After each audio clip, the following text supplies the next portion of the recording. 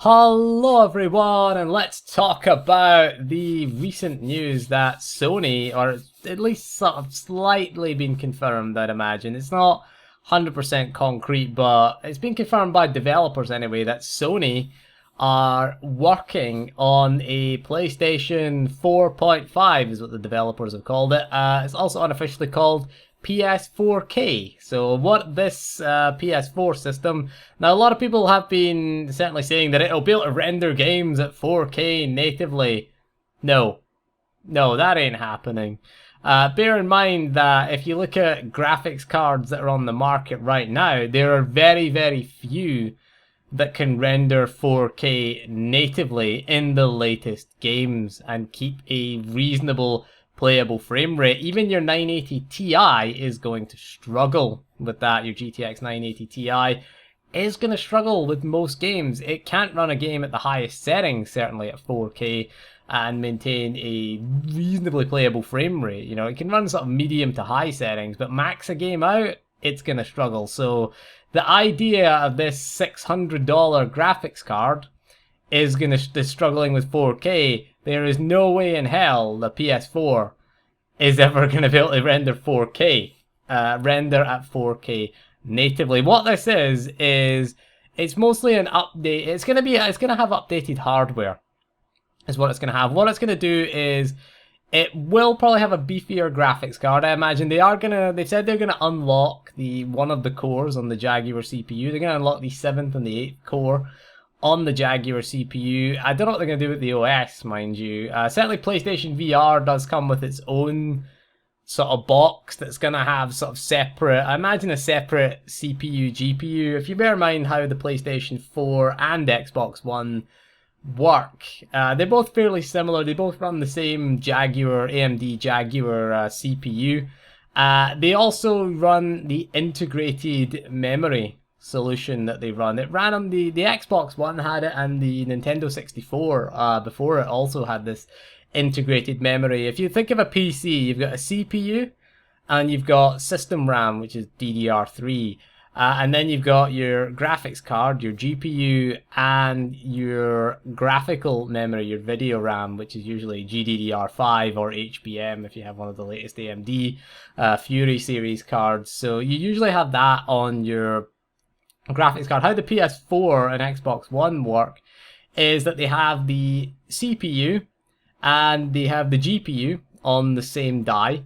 And what they do is they both share this unified memory architecture. They share access to, in the PlayStation 4's case, it's 8 gigabytes of DDR5 memory is what they share access to. The Xbox One has DDR3 memory. Yeah, thanks for that, Microsoft. Next gen, really, DDR3 for the graphics. Awesome job there, Microsoft. So what they do is they kind of have it's a unified memory architecture, basically. This has some advantages in that you can use more, if you need more system RAM, you can request more system RAM. If it needs more graphical memory, it can use more graphical memory. The Xbox 360 and the Nintendo 64, surprisingly, had the very similar system, so they're not locked to specific RAMs, so they can just request, if they need less system RAM and more video RAM, you know, they can adjust the access to each of them, which is kind of nice in that sense there. It does bring the advantage. Is this gonna work at 4K? Now, some people suggested, oh, the PS4K will just have a 980 Ti in it. No. The 980 Ti was never designed to work in that system, for a start. It was never designed to share its memory with the CPU. That would require a massive fundamental change in the architecture, which ain't gonna happen, okay?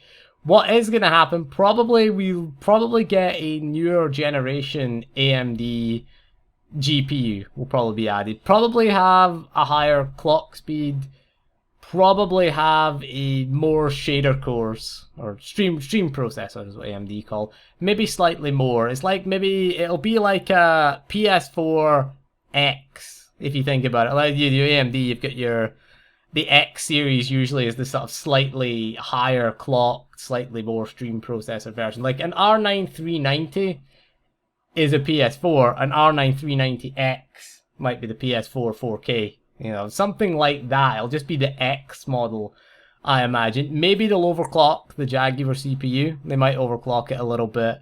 They're going to unlock cores within it. So one of the cores is locked to the operating system.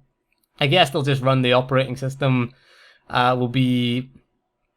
if you press the button, I guess it'll suspend that and then dedicate a core to the operating system. I'm guessing that's how they'll make it work. But the operating system probably won't run as intrusively in the background as it does, because the full PS4 OS tends to run in the background when you're playing a game. So I'm guessing that's maybe how they'll get around that. In terms of the RAM, I don't think they'll upgrade that. What the PS4 4K will certainly do is it will probably add HDMI 2.0, should I say, not 4.0, and it'll probably add DisplayPort. I'd imagine they probably add those two, and the reason is that they want to do 4K at 60 Hz. Okay, that is those two connectors will carry a 4K signal at 60 Hz at the moment. Currently, I believe the PS4 uses HDMI 1.4, which can only carry a 4K signal at 24 Hz. So what this will be for is it's going to be for streaming video at 4K and playing 4K Blu-rays. I think that'll be the two main applications of this. 4K video.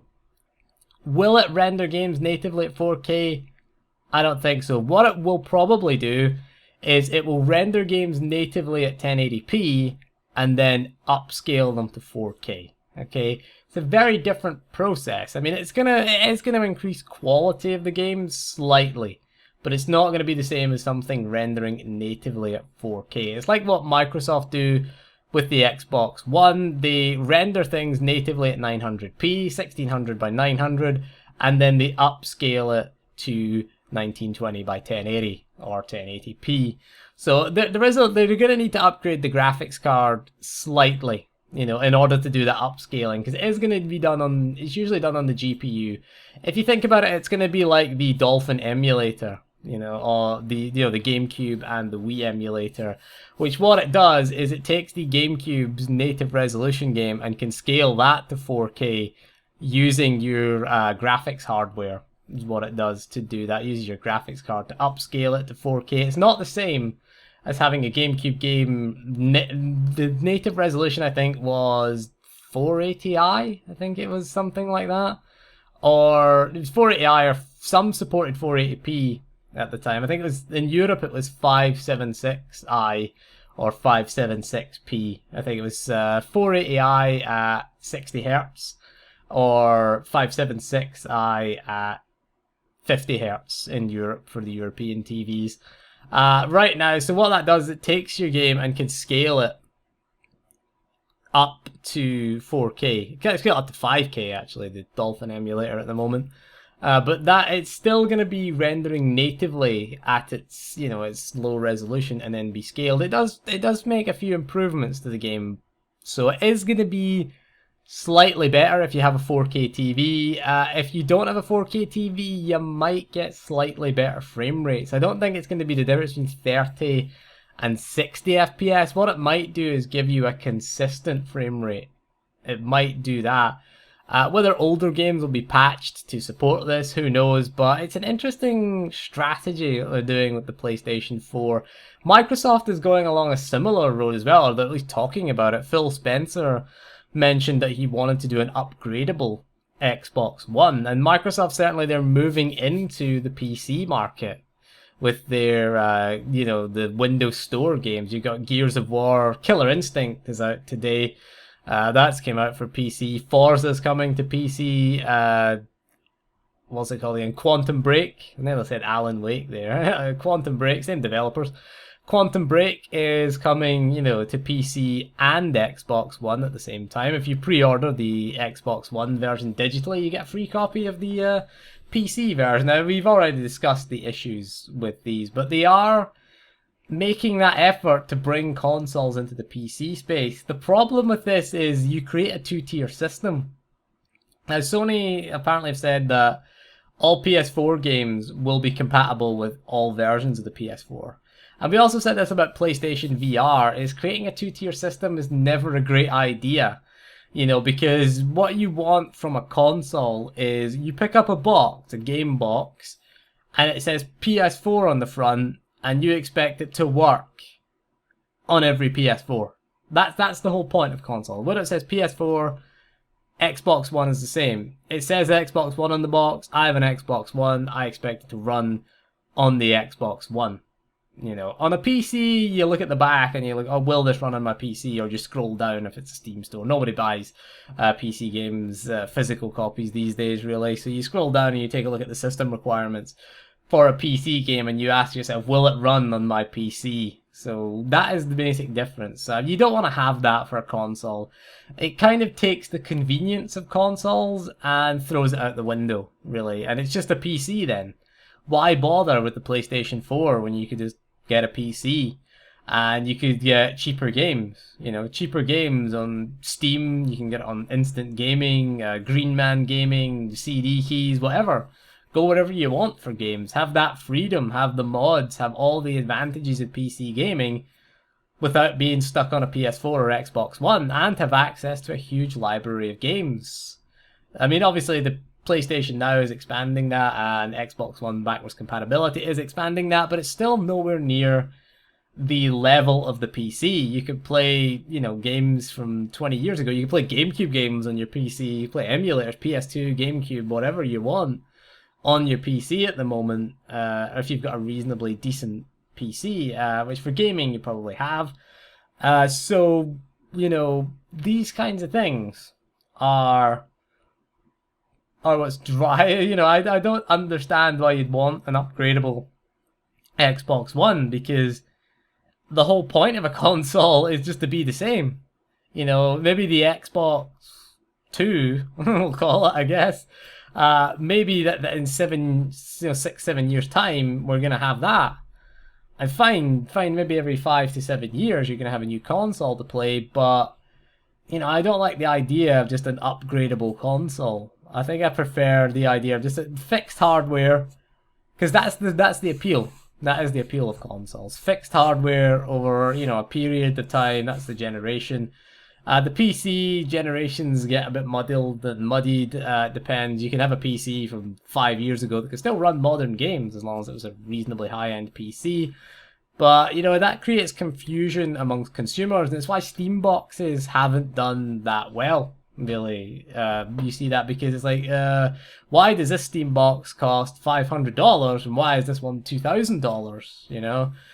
It creates confusion among consumers, and that's not what people want, really. They want a box. I mean, you see the amount of sales that the PS4 and the Xbox One does.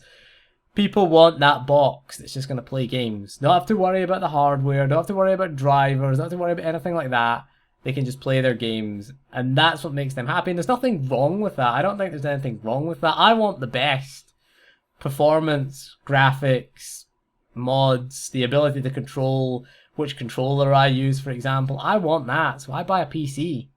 You know, maybe somebody just wants to sit on their couch with a controller and, you know, play a game. There's nothing wrong with that. I'm not saying there's anything wrong with that approach. And they, you know, both of us are catered for in the current marketplace. I can build a PC and they can just buy a console and sit and play whatever game they want, you know.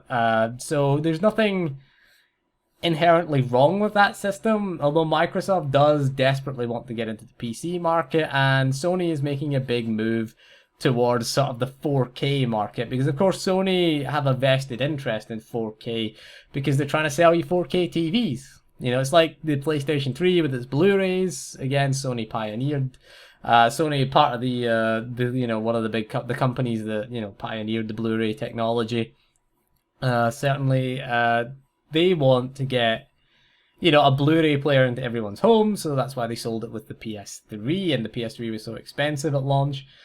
But, you know, I think it's the same with 4K. I'm surprised that the PS4 didn't support. It does support 4K, but it's 4K at 24 Hz. So obviously they want to stream 4K at 60 Hz. That is definitely what they're definitely going to try and put into people's homes. And that way they can sell you 4K TVs. So that's the big push in the sort of television. 3D was kind of a fad that went away. But 4K is the big thing with televisions at the moment. So anyway, that is all for this video. Let me know what you think in the comments.